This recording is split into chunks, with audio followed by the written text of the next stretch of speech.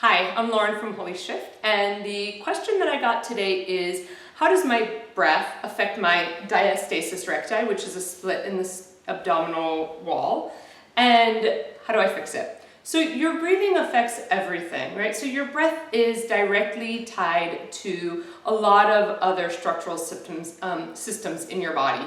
Your core, your hips, your spine, your abdomen, your pelvic floor, all of that has a direct relationship with your breathing. So dysfunction in your breathing can lead to dysfunction in one of those areas.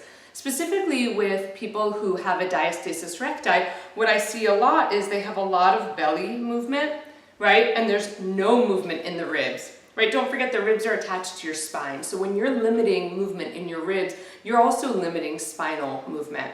Not so cool, okay? So not so cool would be this way.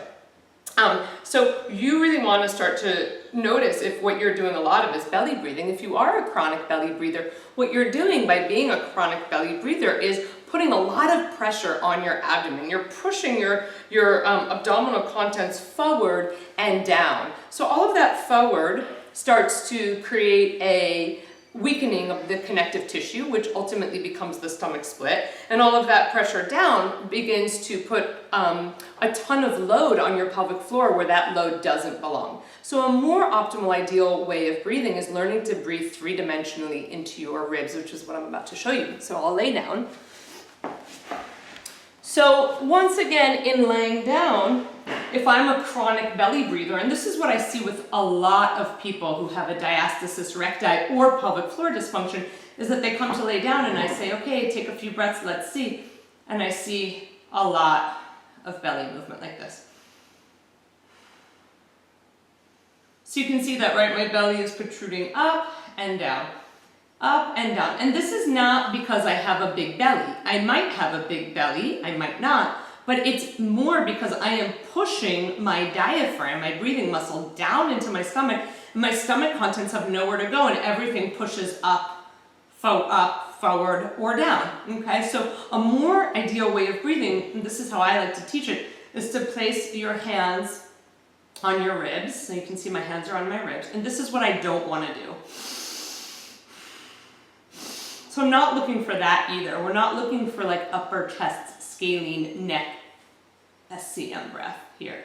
We're looking for a lot more movement here, side to side with your ribs, front to back, and up and down. And it doesn't mean your belly won't move. You're going to see when I'm breathing, my belly does some movement. It just means that you definitely want there to be a lot of movement up in here too. So I won't talk while I show you my breathing.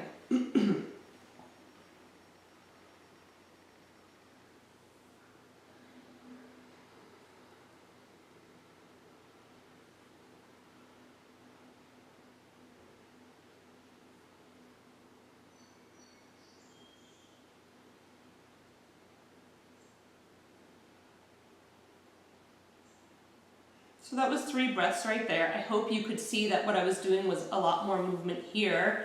Once again, you want to check into yourself. You can put your hands on one hand on your belly and one hand on your ribs and close your eyes and take a few breaths and notice what you tend to do more of, right? So if I were to lay here relaxed,